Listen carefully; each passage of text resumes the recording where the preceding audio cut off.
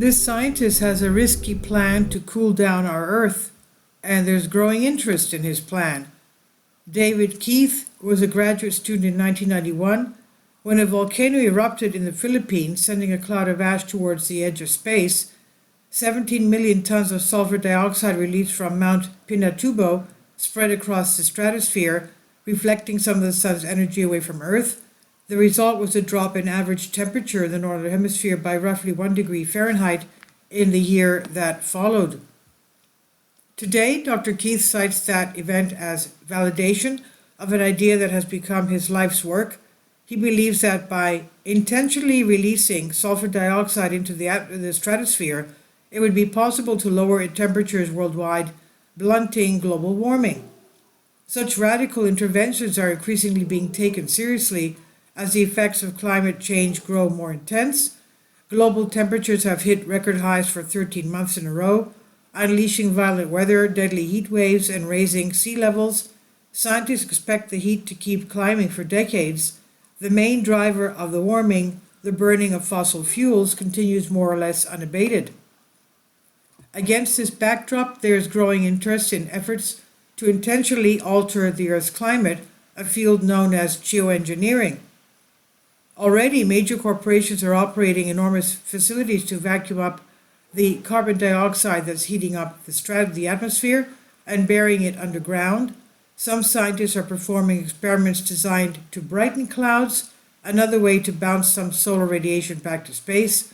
Others are working on efforts to make oceans and plants absorb more carbon dioxide.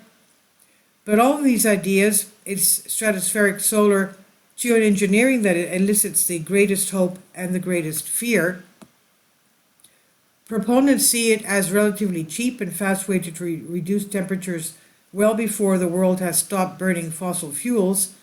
Harvard University has a solar geoengineering program that has received grants from the Microsoft co-founder Bill Gates, the Alfred P. Sloan Foundation, and the William and Flora Hewlett Foundation. It's been studied by the Environmental Defense Fund along with the World Climate Research Program, an international scientific effort. The European Union last year called for a thorough analysis of the risks of geoengineering and said countries should discuss how to regulate an eventual deployment of the technology. But many scientists and environmentalists fear that it could result in unpredictable calamities because it would be used in the stratosphere and not limited to a particular area. Solar geoengineering could affect the whole world, possibly scrambling natural systems, like creating rain in one region while drying out the monsoon season elsewhere. Opponents worry it would distract from the urgent work of transitioning away from fossil fuels.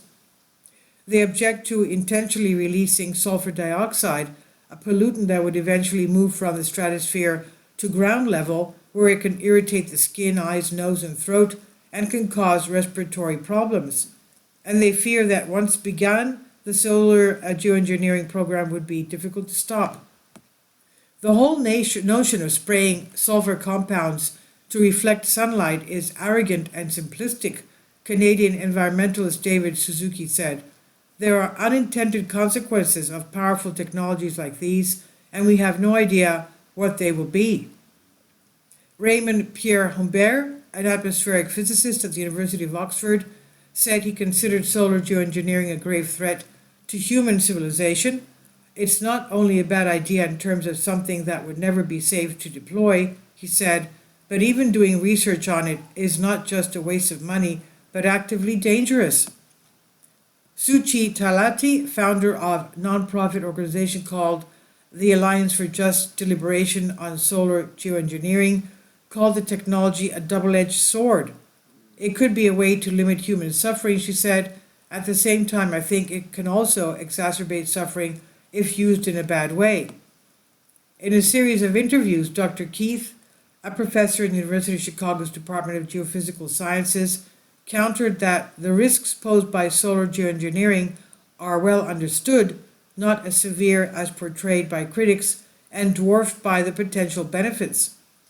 If the technique slowed the warming of the planet by even just 1 degree Celsius or 1.8 degrees Fahrenheit over the next century, Dr. Keith said, It could help prevent millions of heat-related deaths each decade.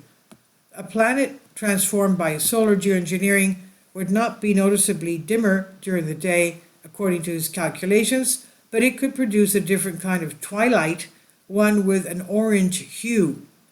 He agrees that nations should stop burning coal, oil, and gas, period, but Dr. Keith believes in going further. Lean and athletic at 60 with glacier blue eyes, Dr. Keith has spent his life outside the lab rock climbing, sea kayaking, and skiing in the Arctic. He is deeply troubled by the myriad ways climate change is disrupting the natural world. By lowering global temperatures, solar geoengineering should help restore the planet to its pre-industrial state, recreating conditions that existed before enormous amounts of carbon dioxide were pumped into the atmosphere and began to cook the earth, he said. If there were a global referendum tomorrow on whether to begin solar geoengineering, he said he would vote in favor. There certainly are risks and there certainly are uncertainties, he said, but there's really a lot of evidence that the risks are quantitatively small compared to the benefits, and the uncertainties just are not that big. The only thing more dangerous than his solution, he suggests, may be not using it at all. To understand just how contentious Dr. Keith's work can be, consider what happened when he tried to perform an initial test in preparation for a solar geoengineering experiment known as ScopeX. Then a professor at Harvard, Dr. Keith wanted to release a few pounds of mineral dust in an altitude of roughly 20 kilometers and track how the dust behaved as it floated across the sky. A test was planned in 2018, possibly over Arizona, but Dr. Keith could not find a partner to launch a high-altitude balloon. When details of that plan became public, a group of indigenous people objected and issued a manifesto against geoengineering. 3 years later, Harvard hired the Swedish-based corporation to launch a balloon that would carry the equipment for the test, but before it took place, local groups once again rose up in protest. The Saami Council, an organization representing indigenous peoples, said it viewed solar geoengineering to be the direct opposite of the respect we as indigenous peoples are taught to treat nature with.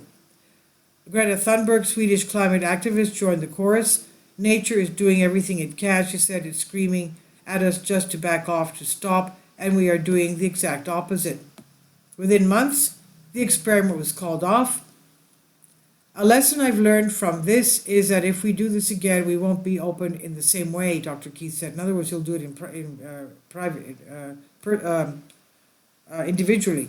Now, behind the scenes, the Harvard team and its advisory committee became mired in finger-pointing over who was to blame for the collapse of the project.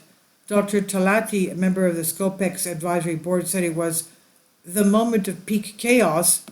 It did not help that there were personality conflicts. Several committee members said Dr. Keith could be ornery and headstrong, correcting colleagues in casual conversation and belittling those with whom he disagreed.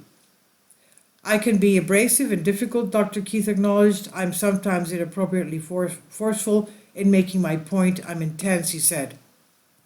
Opponents of solar geoengineering cite severe main risks they say could create a moral hazard, mistakenly giving people the impression that it's not necessary to rapidly reduce fossil fuel emissions.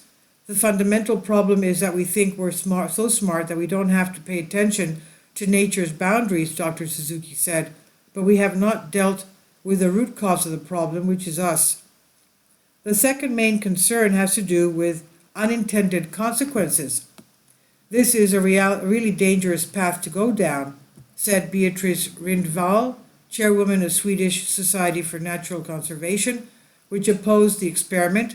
It could shock the climate system, could alter hydrological cycles, and could exacerbate extreme weather and climate instability. And once solar geoengineering began to cool the planet, stopping the effort abruptly could result in a sudden rise in temperatures, a phenomenon known as terminal shock. The planet could experience potentially massive temperature rise in an unprepared world over a matter of 5 to 10 years, hitting the Earth's climate with something that it probably has not seen since the dinosaur-killing impactor, Dr. Pierre Humbert said. On top of all this, there are fears about rogue actors using solar geoengineering and concerns that the technology could be weaponized, not to mention the fact that sulfur dioxide can harm human health. Dr. Keith is adamant, and those fears are overblown, and while there would be some additional air pollution, he claims the risk is negligible compared to the benefits. There's plenty of uncertainty about climate response, he said, but it's pretty hard to imagine if you do a limited amount of hemispherical balancing solar geo that you don't reduce temperatures everywhere. Last year, after the failure to launch a Scopec experiment in Sweden, Dr. Keith made a move that stunned his colleagues. He announced he was closing the door on 13 years at Harvard and taking his ambitions to the University of Chicago, where he would build a new program around climate interventions, including solar geoengineering. He said, "I don't know whether that stuff will ever get used." Said Mr. Gates, a major investor in climate technology, "I do believe that doing the research and understanding it makes sense." Dr. Keith's career can be traced to his father, Tony Keith, wildlife biologist who attended the first global gathering to address threats to nature, the 1972 United Nations Conference on Human Environmental in Stockholm. And this is from New York Times on DNYUZ. Please leave your comments. Thank you for your support. Finally, support my Patreon account. The daily posts are 5 videos daily, and they are totally different from what I have on my YouTube channel. Thank you so much for your support and that you find all my content so interesting. You'll find the Patreon account details in the description box below.